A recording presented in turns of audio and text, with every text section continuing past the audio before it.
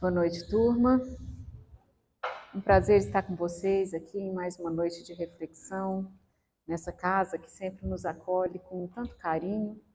E para que a gente possa começar o momento de hoje, eu queria convidá-los para que juntos, nesse momento, nós possamos respirar tranquilamente, nos sentar de forma confortável nessa cadeira, puxar o ar com muita força para dentro de nós, e juntos elevando o nosso pensamento ao Cristo, agradecemos, Mestre, pela oportunidade de estarmos aqui, refletindo em torno da Tua palavra, do Teu ensinamento, pedindo que o Senhor nos inspire e nos apoie para que esse momento a palavra chegue até nós, encontrando um coração aberto e uma mente fértil para este aprendizado.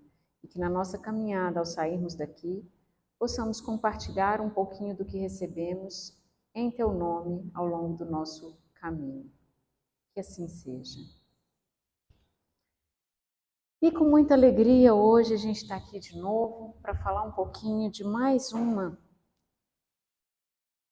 capítulo de um dos livros de Emmanuel, o livro Vinha de Luz, que foi psicografado por Francisco Cândido Xavier, no seu capítulo 80, em que ele nos convida a pensar como sofres. O título já nos remete à percepção de que vamos falar de algo que é ordinário, que é comum, que é um ponto de convergência de todos nós que trafegamos aqui, pelo planeta, né? Porque a gente tem um ditado muito conhecido que diz: a única certeza da vida é a morte. Mas se a gente fosse ampliar esse ditado, com certeza diríamos que a segunda grande certeza para quem caminha pela Terra é o sofrimento, ou é a dor. Talvez a gente possa aqui, por preciosismo, separar um pouquinho dor e sofrimento. Mas a dor é um daqueles itens, é uma daquelas uma daquelas paradas obrigatórias para todos nós que trafegamos pela Terra, não é assim? Ou tem alguém aqui que não experimenta dor, dificuldade, desafio e sofrimento? É para todos nós, né, meus amigos? Ainda mais nós que já chegamos até essa fase aqui. Talvez se olhássemos para um bebê, uma criança bem pequena, até talvez não. Se pensássemos nos sofrimentos morais. Mas no sofrimento físico, o fato de ter que passar por um trabalho de parto já é chegar para a vida com dor, né? Dor para quem recebe e dor para quem está chegando. Então, não tenhamos dúvida. A dor é um ponto de convergência para todos nós que trafegamos pelo planeta. E a dor, muitas vezes, é a mãe de um sofrer, né? Sofrer é algo além do que só ter dor, talvez. Sofrer é padecer, é algo que se prolonga para além da dor. E para começar essa nossa reflexão, Emmanuel escolheu um trechinho lá de uma das cartas de Pedro, na primeira epístola de Pedro, em que ele diz: mas, se padece como cristão, não se envergonhe, antes glorifique a Deus nesta parte. Frase profunda, forte, vamos ler de novo. Mas, se padece como cristão, não se envergonhe, antes glorifique a Deus nessa parte. Então, se Pedro coloca aqui essa reflexão em torno de se já padecemos como cristão, é porque deve ter uma outra forma de padecer, concordam? Existe a forma de sofrer ou de padecer ou de passar pela dor daqueles que ainda não conhecem o Cristo, mas existe a forma que talvez seja um pouco diferente, ou pelo menos deveria ser, para aqueles que conhecem o ensinamento de Jesus. E é sobre isso que nós vamos conversar um pouquinho aqui. Emmanuel começa dizendo: não basta sofrer simplesmente para ascender à glória espiritual. Indispensável é saber sofrer, extraindo as bênçãos de luz que a dor oferece ao coração sequioso de paz. Eu quis trazer essa imagem que coloquei aí, porque talvez, para além do exemplo do próprio Cristo, né, que entra na vida de uma forma gloriosa, numa linda manjedoura, ou seja, tem para acolhimento do próprio Cristo o puro de coração, o amor em plenitude, um contexto de ser recebido em tanta simplicidade, mas num verdadeiro ninho de amor, que eram seus pais. O Cristo que padeceu na cruz, né, que passou por todo o martírio e que morreu como grande exemplo para nós, que hoje somos convidados a sofrer como cristãos.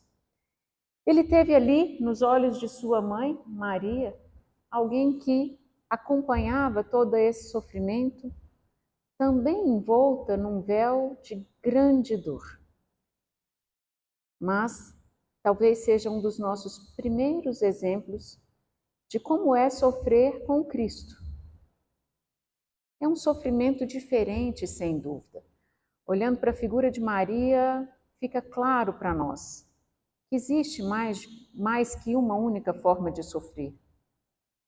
A gente vê um olhar muito bem representado por quem representou o papel aqui, de dor profunda.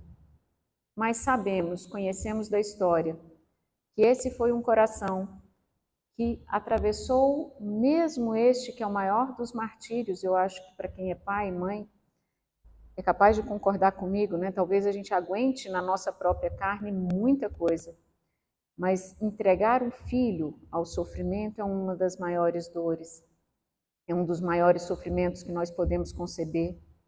Então, o bem sofrer de Maria talvez seja uma boa inspiração para que nós comecemos essa reflexão sobre como é sofrer para quem já conhece Jesus, para quem conhece o Cristo, para quem deixou que o coração fosse tocado por esse ensinamento que ele, pelo período que passou pela terra, fez questão de nos preparar para.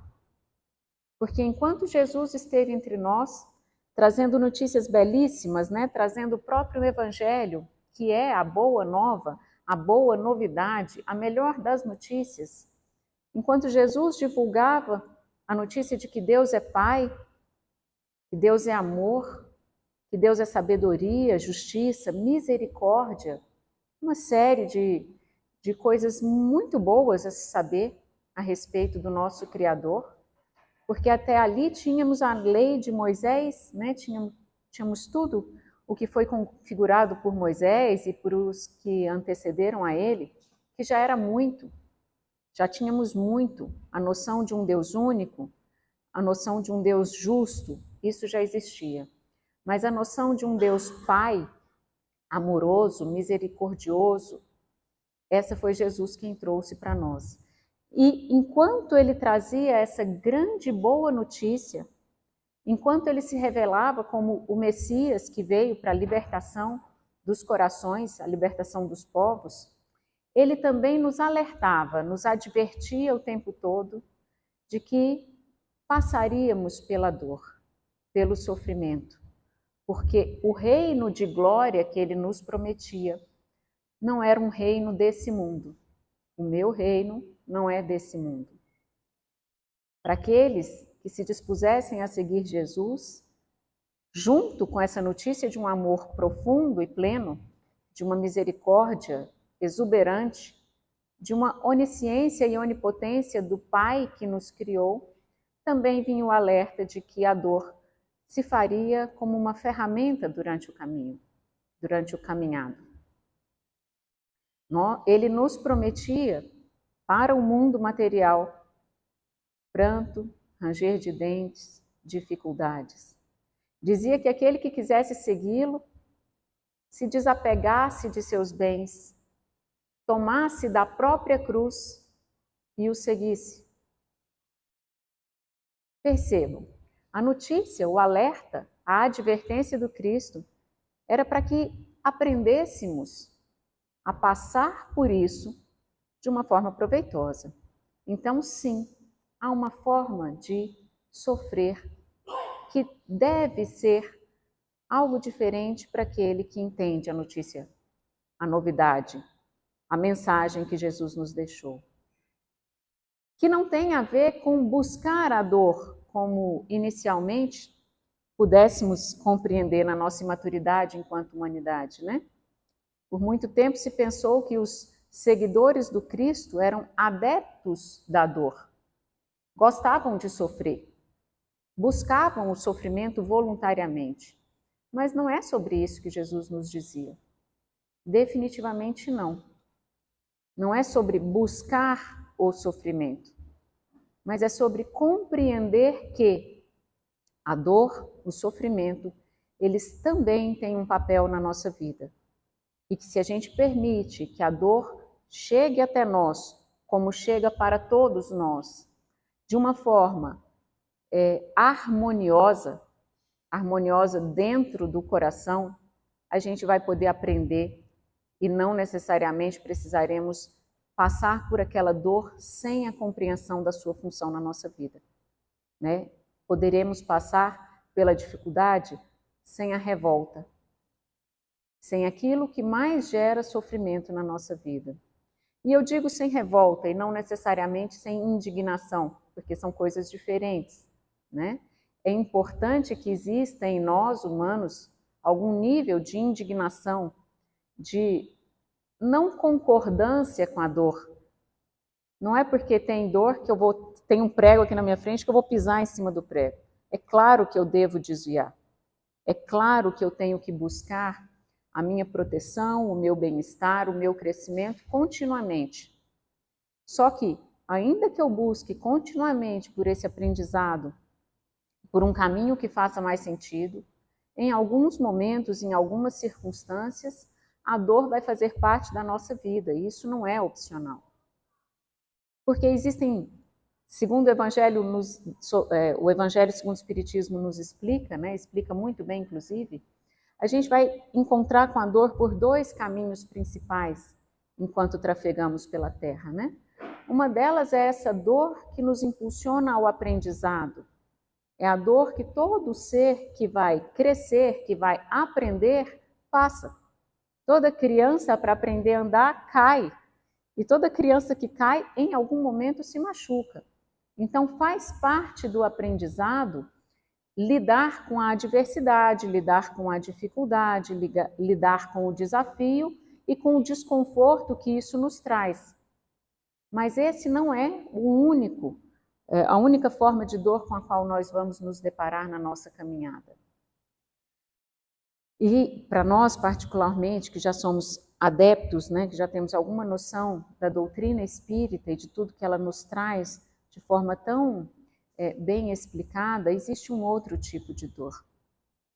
Existe a dor que é fruto da justiça e que hoje é a colheita de uma semeadura passada. A dor que hoje é consequência de algo que aconteceu anteriormente. E isso também faz parte. E também faz parte do nosso contexto de aprendizado, tá? Não é porque Deus castiga, não é para pagar uma conta, mas é que, para aprender, muitas vezes eu vou ter que corrigir algumas consequências de maus passos dados no passado. E a correção, por si só, disso tudo, pode ser um capítulo doloroso da nossa vida. A correção dentro de nós, às vezes, se dá através da troca de papéis, né? Só quando eu passo para o lugar do outro é que eu vou conseguir desenvolver aquela empatia profunda, empatia que é esse sentimento de compreensão do coração em relação à dificuldade, o obstáculo que chega na vida do outro. Então, existem diferentes formas de dor que estão aí repetidamente a nos visitar e existem diferentes formas de atravessar as dores e os sofrimentos. E existe uma receita, e existe um caminho. Jesus, ele que se colocou como o caminho. Eu sou o caminho, a verdade e a vida. Ninguém vai ao Pai senão por mim. Então, se a gente consegue abrir o nosso coração para a compreensão de Jesus em toda a profundidade daquilo que ele nos traz como a boa nova, que é o seu próprio evangelho, uma boa notícia, a gente vai poder olhar para essa nossa irmã dor, para essa nossa companheira de caminhada, de uma forma muito mais suave. E aí, quando a gente consegue olhar para a dor dessa forma um pouco mais suave, com um pouco mais de aceitação, com o coração um pouco mais aberto, mais tolerante, a gente vai poder colocar em prática a promessa que Jesus nos deixou, que ele disse no alto da cruz, né? A minha paz eu vos dou, e não vou-la dou como o mundo a dá. Que paz é essa que o Cristo deixava para nós lá do alto da cruz? A cruz que é o símbolo do maior sofrimento e do maior padecimento que nós podemos conceber. A paz do Espírito, a paz profunda da alma que, resignada, entende que na sabedoria do Pai Criador, na sabedoria do Deus que é puro amor, misericórdia e justiça, a dor também está inserida. A paz de quem não rejeita a vida. Não rejeita a vida como ela é. Não é daquela forma meio birrenta, imatura, que às vezes a gente tem que ser do jeito que eu quero. Não, a vida é como é. E aceitar a vida significa aceitar tudo que ela nos traz, inclusive a dor, mas também os aprendizados, as alegrias, os prazeres, o crescimento, a capacidade de amar, que é uma das coisas mais gostosas que a gente experimenta dentro de nós, né? Como é bom poder gostar de alguém, de um filho, de um namorado, de um companheiro, de uma mãe, de um pai, de um amigo. Como é bom poder sentir isso. Mas todo mundo que experimenta o amor também necessariamente experimenta a dor. Porque como é duro precisar nos afastar dessas figuras que amamos, não é mesmo? Percebam, uma coisa vem casada com a outra. E, gente, graças a Deus, a maioria de nós experimenta profundos afetos ao longo da vida. E se a gente puder estar em paz com isso, se um dia nós formos convidados a passar pela dor despedida, nós vamos poder guardar conosco o prazer que foi poder viver momentos tão bons juntos nessa experiência. A paz que nos dá saber que a gente pôde compartilhar. E aí, muitas vezes, a gente vai ter misturado com isso, né? Algumas dores, né? Ai, mas eu não precisava ter feito isso ou aquilo. Em tal momento eu não agi de forma muito legal com essa pessoa tão querida. Ou essa pessoa que eu gosto tanto agora está doente e quando ela estava sã eu fiz isso ou aquilo. Isso faz parte, tá? Isso faz parte. Isso não deveria servir como mecanismo de tortura. O melhor fruto do amor é a alegria. Por isso, toda vez que a gente se conectar com essa potência do nosso coração, que é de criar laços afetivos, a gente deve acordar em nós esse sentimento de profunda alegria. Porque o que traz muito sofrimento não é o gostar, não é o amor, não é o bem-querer. É a nossa imaturidade que faz do nosso bem-querer um desejo de possuir. E aí, quando eu quero possuir algo e aquilo me escapa pelas mãos, talvez o sofrimento venha como única possibilidade de experiência humana. Então, a maior parte do nosso sofrimento vem como filho do apego, nunca como filha do amor. Porque o amor é o sentimento que liberta, mas o apego aprisiona. E, aprisionados, nos apegando demais ao que desejamos possuir, a dor vem com muito mais chance de trazer revolta. Vamos seguir um pouquinho. Muita gente padece, mas quantas criaturas se complicam angustiadamente por não saberem aproveitar as provas retificadoras e santificantes. Muita gente significa todos nós, né? Ao pé da letra.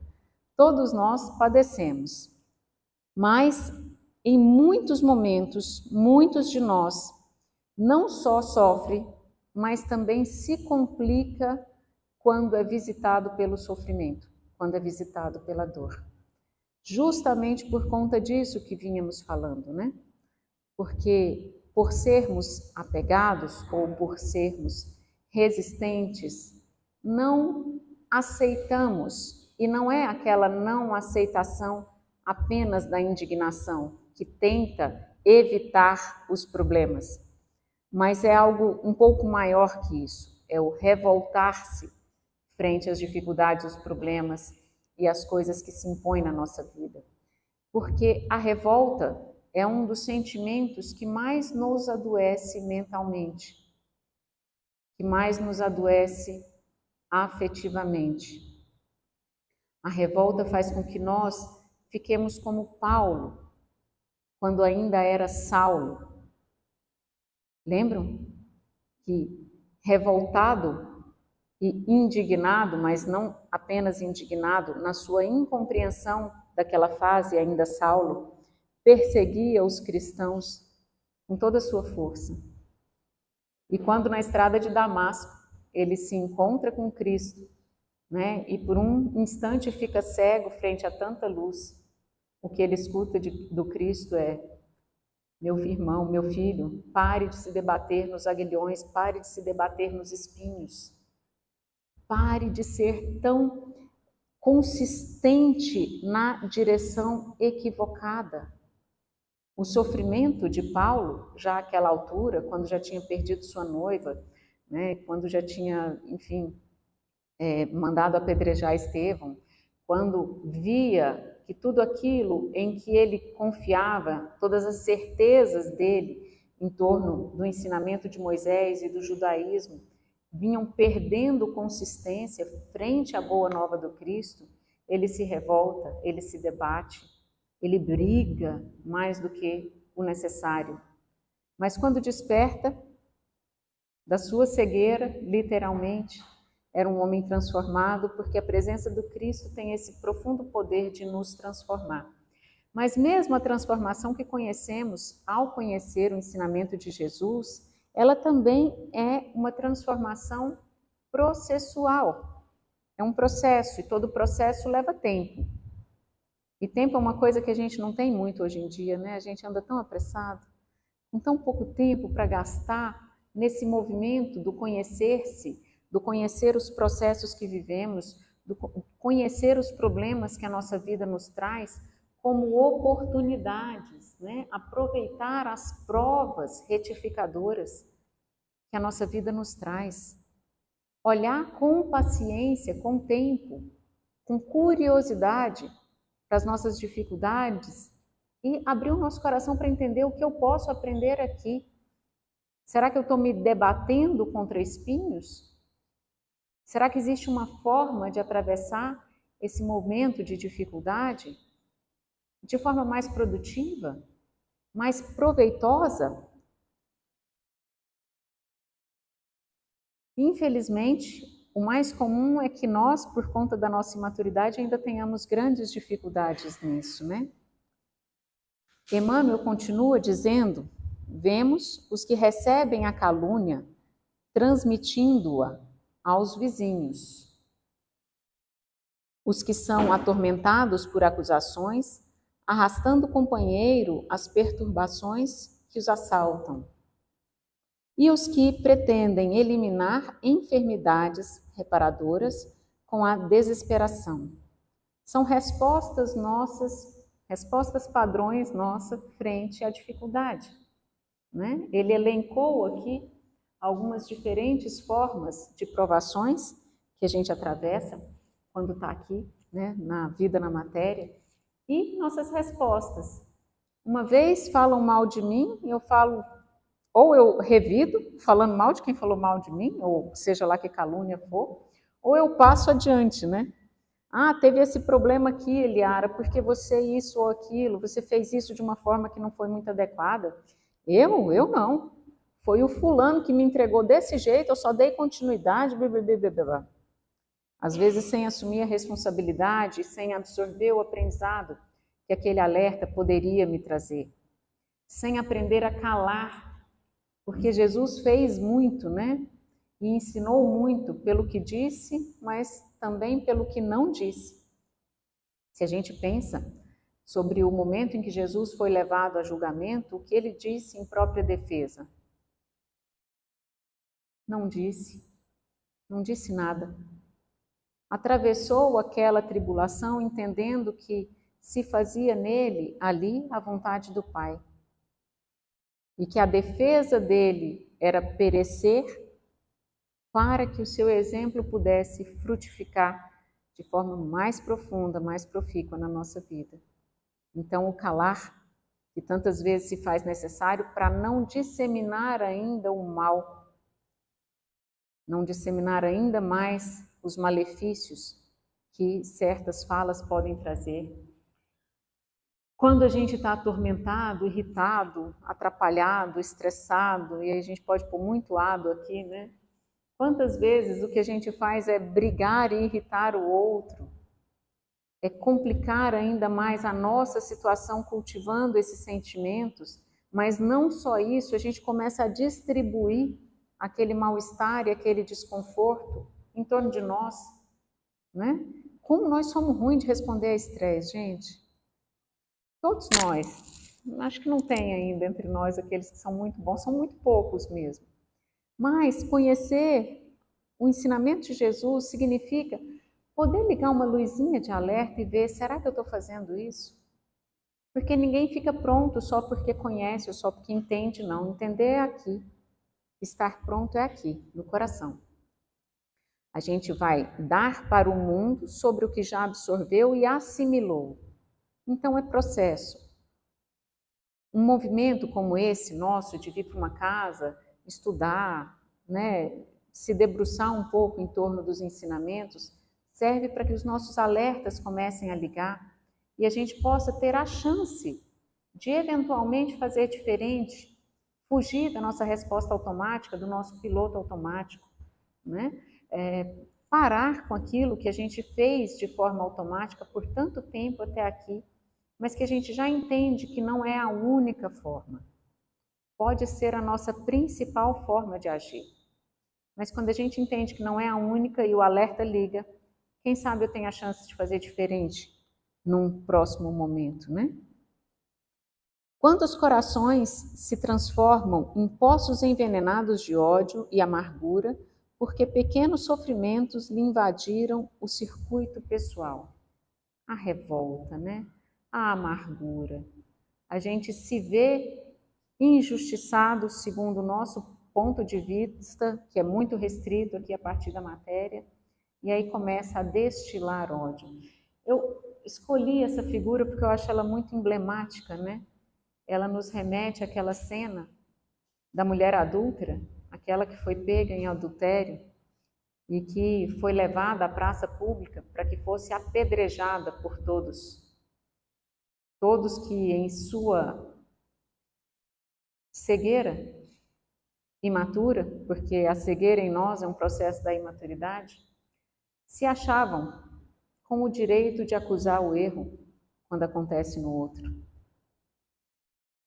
Quantos corações se transformam em poços envenenados de ódio e amargura, porque pequenos sofrimentos lhe invadiram o círculo pessoal. E como a gente espalha essa nossa dor, gerando novas dores, no lugar de poder agir diferente e passarmos à posição daquele que consola o outro na sua dor. São opções, são duas faces de uma mesma moeda.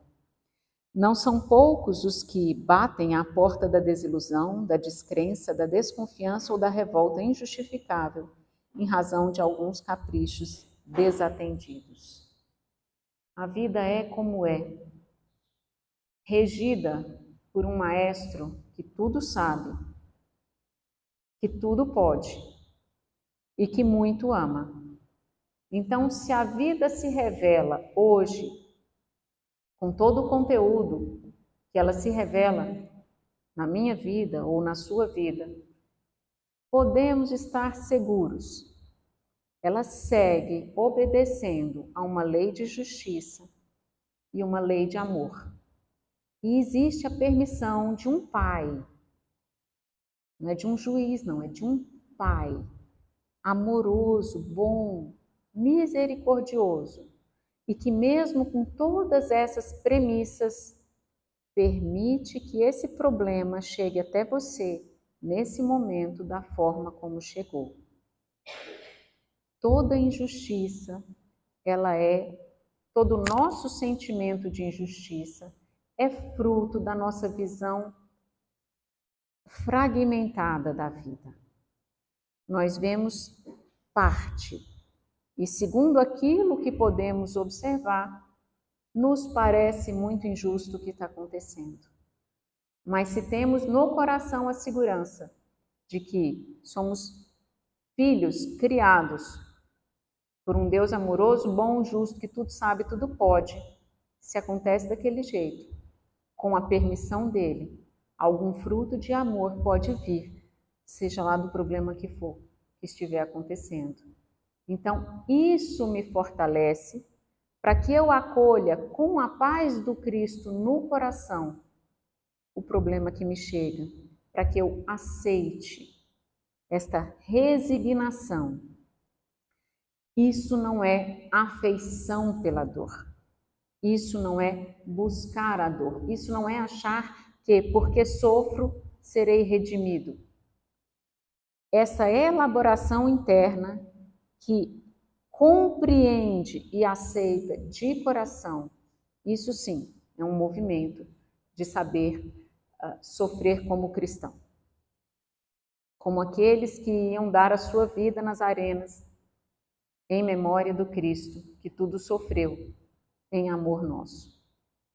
É diferente, gente, não é o sofrer pelo sofrer, não é acreditar de forma tão infantil de que o simples fato de sofrer nos redime.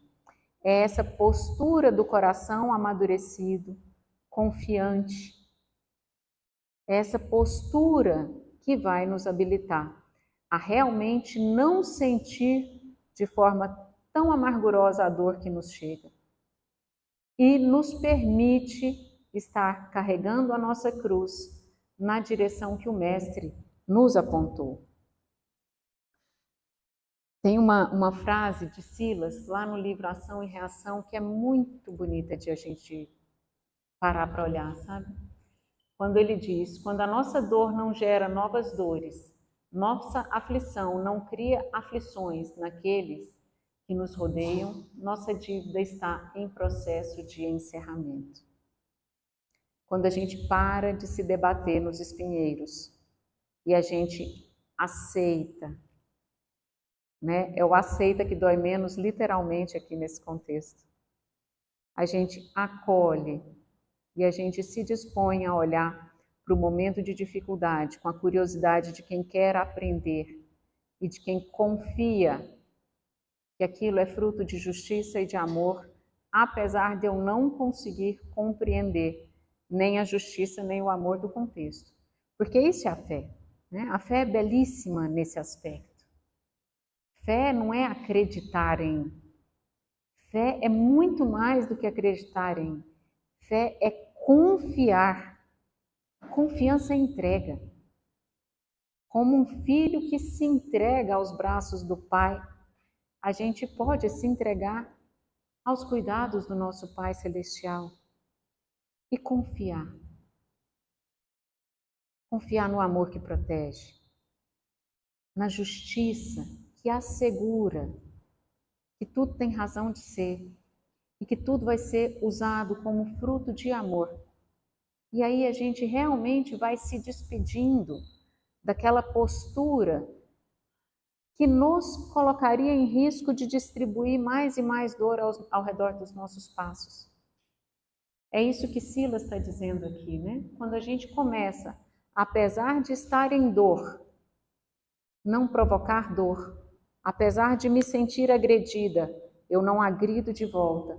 Apesar de me sentir injustiçada, eu não venho a cometer novas injustiças. Apesar de meus desejos numa determinada direção, eu consigo educar esses desejos e esperar pela paciência, pela sapiência de Deus, pelo Deus que tudo sabe. Se Deus acha que isso precisa estar no meu caminho, Ele vai trazer de uma forma adequada, sem que eu precise gerar dor nas pessoas que estão ao meu redor. Isso é educação do espírito, né? E isso nos resguarda, e isso nos protege. Por isso, se a gente consegue atravessar pela dificuldade sem gerar novas dificuldades para os outros, a gente está começando a aprender a sofrer como cristão. Seria útil sofrer com a volúpia e o estender com a volúpia de estender o sofrimento aos outros? Não será agravar a dívida o ato de agressão ao credor somente porque resolveu ele chamar-nos à conta? Lei de justiça. Muitas vezes alguém vai mesmo, como dizem meus meninos, né? Esfregar na cara que a gente está errado, que a gente é culpado, que a gente fez uma coisa que não deveria ter feito. E se a gente reage prontamente em defesa própria, às vezes a gente vai se complicar mais. É o que a gente falou ali sobre Jesus, né? No seu momento de martírio. O que ele disse em defesa própria? Nada disso. Cuidemos para que a nossa dor não gere ainda mais dor. Para que seja o ponto onde as coisas param de reverberar. Né? Às vezes vem uma tragédia, uma coisa super complicada, e que bom se a gente conseguir absorver a intensidade disso e fazer parar ali, né? Como às vezes a gente até consegue, em alguns momentos a gente consegue. Quando a gente tem um filho atrás da gente, certeza que a gente vai tentar segurar aqui, não vai deixar ele passar adiante, se a gente tiver um mínimo de lucidez. Mas se a gente não estiver num estado de presença, de consciência, de autopercepção constante, às vezes a gente deixa atingir todo mundo que está para além de mim, simplesmente por falta de atenção do que está fazendo. Então, cuidado. O orai e vigiai na dor cabe como em nenhuma outra situação. Ele cabe em todas, na verdade, né? Mas aqui é fundamental, porque sob estresse nós tendemos a reagir com o nosso pior. Na dor, muitas vezes a gente conhece monstros que nos habitam, dos quais jamais supunhamos. Todos nós. A gente se garante em determinados comportamentos até certo ponto, né? Eu garanto que eu vou ser um ser humano civilizado. Até você agredir um filho meu, até você tocar no meu tesouro, seja ele que tesouro for. Né? Jesus nos alertou, né, que onde está o nosso tesouro, ali está o nosso coração.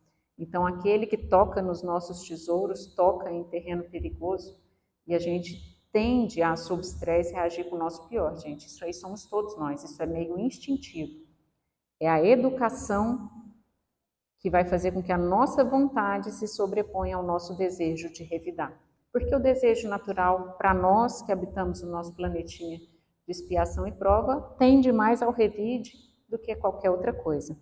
E uma autoproteção que às vezes pode nos custar muito caro. Raros homens aprendem a encontrar o proveito das tribulações. A maioria menospreza a oportunidade de edificação e, sobretudo, agrava os próprios débitos, confundindo o próximo e precipitando companheiros em zonas perturbadoras do caminho evolutivo. A gente reage com a nossa pior versão. Cuidado, sejamos cautelosos frente à nossa própria dor. Todas as criaturas sofrem no caminho das experiências necessárias, mas bem poucos espíritos sabem padecer como cristãos glorificando a Deus. sabendo atravessar e andar sobre as águas no momento da dificuldade, inspirados pelo convite do nosso querido irmão, do nosso querido amigo Jesus, que deixou esse legado tão importante para que nós pudéssemos realmente seguir, para que pudéssemos aprender o bem sofrer, aprender a acolher a dor como essa irmã que nos convida a passos ainda mais firmes, a verdadeiras expansões do nosso eu, mas se soubermos acolhê-la da forma mais adequada. E refletindo sobre tudo isso, agradecendo por já estarmos aqui, num lugar como esse, agradecemos por poder pensar na dor a partir de um ponto de vista tão diferente, sem que seja o desejo do martírio, mas muito mais que isso, que seja o desejo de continuarmos aprendendo. Eu quero convidá-los agora para o nosso segundo momento, o momento do nosso passe. E para que ele transcorra em paz, para que a gente possa ajudar, vamos todos nós respirar fundo mais uma vez, elevar o nosso pensamento a Jesus. A gente respira, puxando para dentro um ar cheio de eflúvios terapêuticos, ou seja, cheio de remédio, do remédio que a gente precisa. E a nossa respiração ajuda a gente a colocar isso para dentro. E juntos nós vamos auxiliar no processo do passe, fazer uma contagem simples para a gente se projetar, fazer o nosso desdobramento. A gente se imaginar e se perceber, mais do que imaginar, se perceber, se soltando da estrutura material em 1, 2, 3. E vamos agora mais soltos em plano astral, vamos percebendo que podemos caminhar por um jardim que se estende para além do palco. Um jardim cheio de flores amarelas, que nos convidam à reflexão, que nos convidam a sermos força ativa de buscar o que realmente necessitamos. Mas aqui a observação mais importante é essa: Senhor, que se faça em mim a tua vontade. Que o Senhor possa me trazer aquilo que eu necessito, não necessariamente o que eu quero. E se há divergência entre o que eu preciso e o que eu desejo, que prevaleça a tua sabedoria, Senhor. Que eu receba o que eu preciso e que o meu coração tenha a docilidade de aceitar, seja lá qual for o presente que o Senhor me entrega. Com essa sensação de que recebemos um presente, nós nos acomodamos em um cantinho desse jardim, respiramos fundo, nos sentimos guardados pela luz do luar, por essa brisa suave, por esse irmão amoroso, nosso anjo de guarda, nosso espírito amigo, que vem ter conosco para um momento de bênção, para um momento de cuidado. Quem sabe ele me traz uma palavra amiga, quem sabe ele me traz um passe energético, quem sabe vem para aliviar as dores que o meu corpo físico reflete, ou as minhas dores de alma, vem aplacar, apaziguar a minha consciência. Esse amigo que agora recebemos vem em nosso socorro, com a permissão de Jesus. E nós nos abrimos em movimento de quem deseja receber o socorro necessário. Nós agradecemos pela oportunidade dele estar conosco, mas de também nós estarmos conosco, presentes, Senhor, cuidando de nós, cuidando de nos educar, de nos fortalecer, cuidando de colocar as nossas pernas firmes sobre o chão e caminhar o nosso caminho como quem confia na sabedoria, no amor, na justiça e na misericórdia. E assim, confiantes, te pedimos, fortalece essa nossa confiança e esse nosso propósito, Mestre de Luz. Ampara-nos e estende a todos os que amamos um pouco dessa bênção que agora nós já conseguimos sentir em nós mesmos. Uma vez que já estamos mais bem nutridos de força espiritual, nosso pensamento busca os nossos amores, os queridos afetos do nosso coração e envolvemos a estes com o nosso pensamento, nesta mesma energia de paz, de afeto, de confiança, de segurança, de cura, de libertação. É com muito gosto que fazemos com que isso se expanda para o nosso ciclo familiar, para aqueles que são preciosos ao nosso coração, e se expanda também para o nosso ambiente de trabalho, seja ele um trabalho formal, um trabalho em casa. Que essas mesmas bênçãos, Senhor, envolvam todos aqueles que cruzam conosco nas nossas atividades do dia a dia, e que cada um que passe por nós possa, de alguma forma, levar um pouquinho também dessa energia tão cheia de vibrações amorosas que o Senhor nos inunda aqui.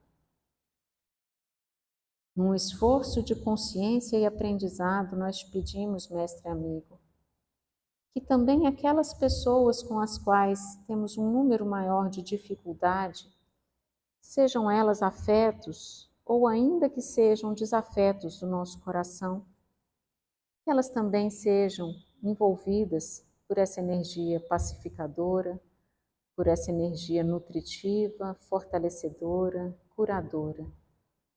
E que também eles se sintam assistidos pela tua misericórdia e pelo teu amor. Porque sabemos que se o nosso amor ainda é seletivo, Mestre, o do Senhor jamais foi, e o Senhor consegue nos amar igualmente, vítimas ou algozes, tantas vezes trocados apenas de posição.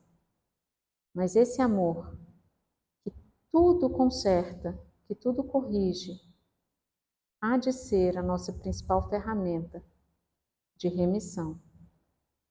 E confiantes nesse amor, nessa paz, nesse clima de harmonia, agradecidos de coração por não só recebermos, mas também podermos compartilhar tudo isso que recebemos nessa casa, eu convido a todos para que devagarzinho se despeça desse amigo que esteve conosco nesse cuidado pessoal na noite de hoje e que, carregando consigo todas essas bênçãos, nós voltemos até o lugar onde deixamos o nosso corpo assentado nesse salão. Como que nos sentando sobre nós mesmos, vamos transmitir ao nosso corpo físico tudo de bom que recebemos em 3, 2, 1. E Mestre querido, agradecemos pela oportunidade, pedindo que o Senhor siga conosco em nosso coração, mas que muito mais que isso, nós possamos seguir contigo, dentro dos nossos corações, como Mestre que nos aponta os caminhos, que nos guarde ao longo de toda essa semana, que nos proteja e que nos permita que o aprendizado que aqui hoje começa possa ser colocado em prática e que em todas as oportunidades possíveis nós possamos seguir aprendendo mais e mais. Em nome de Jesus, que assim seja. Amém.